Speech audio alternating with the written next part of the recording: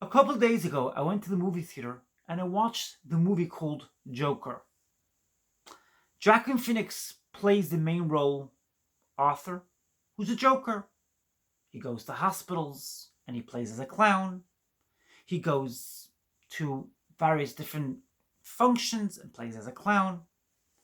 That's his job. He loses his job. He doesn't hold down a job for very long because, unfortunately, he had a very troubled childhood and a very troubled mental state, which he was grappling with. I found the movie to be a roller coaster. I found the movie to be powerful.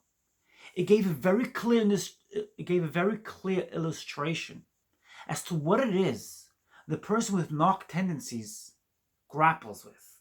Obviously, it was a person with narc tendencies affected in a very different way to the average narc. Like I've said before, people with narc tendencies tend to be affected in different ways, and not all people with narc tendencies are cut from the same cloth. This particular person, Joker, he killed over 5 people on the film. And it was very troubling what happened to him as a result of his childhood and how he got to the place where he became a murderer. It's worth noting, though, that Joker is calculated. When he becomes that murderer, despite his troubled state, despite his mental health issues, he's still very calculated when it comes to talking to people, even when he gets interviewed on the TV show. He gets interviewed and he's quite well calculated until he bursts and then he just kills the interviewer, etc. The point is that the movie gave a very clear illustration of what it is the person with the narc tendencies grapples with. What it is the person with the narc tendencies is actually all about. They might seem very calculated, and they might have some people fall in line with their lies. And there might be some people with narc tendencies tend to be very successful at getting people to believe their lies. But eventually it doesn't remain that way. Eventually they explode and people find out what they're really all about. It's a sad story. Jacqueline Phoenix plays a very sad character whom whilst is putting on the face, or rather shall I say, the facade of a clown, he's actually very troubled. In my lifetime, I've come across more than one person with narc tendencies. These people are very calculated, and often enough you wouldn't even know that they are very, very troubled, that they struggle with their mental health, and they could act out in terrible ways. One particular person with narc tendencies threw a child down the stairs, said that they want a child to die, etc. But when it came to this person sitting in a public forum, this person put on a persona of a very calculated person, very calculated being, and it was hard to depict what it was this person actually was struggling with. This particular person struggled in their childhood. This particular person was mocked and ridiculed for being obese, mocked and ridiculed at every venue. And that's why they turned out the way they did. Nonetheless, they were still very calculated, and it was very hard to depict what it was they were actually grappling with. The character in the film, Arthur, Jacqueline Phoenix, who he is in real life, very much portrayed this kind of person who was grappling with something deeper than himself. And the cycle of abuse that he had been through wasn't just from the peers he engaged with throughout his childhood and his later years. It was also relationships he had with his mom. His mother in particular neglected him in a terrible way. And then he finds out later on that he's not even sure if it was his mother. He finds out that she may have even adopted him. Towards the end of the film, he ends up suffocating his mother and killing her. It's a gruesome film. It's a horrible film to watch. But it illustrates very clearly the cycle of abuse which could move on from generation to generation if it's not tackled, if it's not dealt with, if it's not nipped in the bud. It's troubling. It's a very troubling film to watch. And if you can't stomach it, I wouldn't advise that. I wouldn't advise anybody who can't take serious violence, serious acts of gruesome behavior. If you can't stomach it, don't watch it. But if you could stomach it and you want to become educated, what it is the person struggling with mental health grapples with, then watch it. I would say this film is a very, very spiritual film. The amazing Ralph Smart was a very spiritual YouTuber. He's got almost 2 million subscribers. That's just a side point. He has almost 2 million subscribers.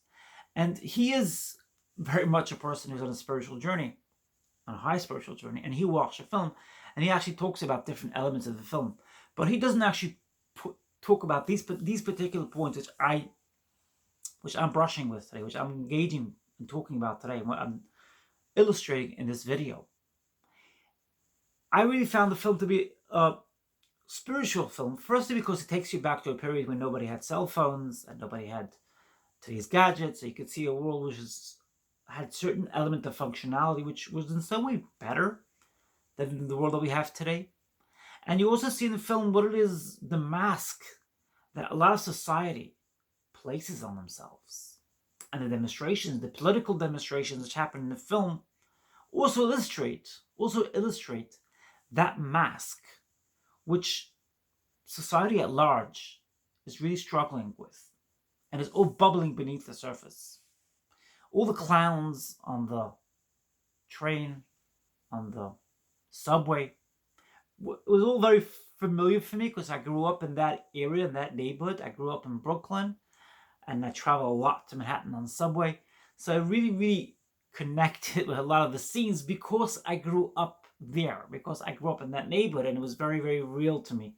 It wasn't far in those streets, those bendy streets and those filthy streets, may I say, in those days. Yeah, growing up, I saw the streets of New York to be filthy. Also illustrates the gap between the haves and the have-nots. Very, very much illustrated that gap and that the gap between the haves and the have-nots. It was a very, very important film. It was a film obviously only a person who could stomach it could watch, and it was a film which brushed so many different areas of life, whether it was politics or it was mental health or it was issues pertaining to work, employment, the gap between the haves and the have-nots, various different issues people grapple with, and the facade of society, which correlates the kind of concept and topic of spirituality, the facades, the faces people put on, which is so fake. This particular character had a few layers of a fake face he was hiding, which eventually exploded and just fell to pieces. I also want to talk about the amazing festival of Halloween tonight. Halloween is a very spiritual festival. Whilst growing up, I wasn't fully aware of this, and all I knew was that Halloween you don't go outside because you could be beaten up. I had a friend in particular who had been beaten up on Halloween night, and he broke his jaw, and for about 6 months he could only drink from a straw because his jaw was broken. It was a terrible thing he had experienced on the night of Halloween. So I really, really thought of Halloween that way. But I did some research on Halloween, and I got to realize that actually Halloween is a festival which is all about the change of season, and it's all about the gap between us in this world and the higher world after we die.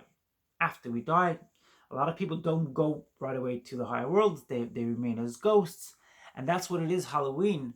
That's why in Halloween people dress up as ghosts in order to illustrate and to give a depiction of what it is, that gap between this world and the world thereafter, after you die, where you go.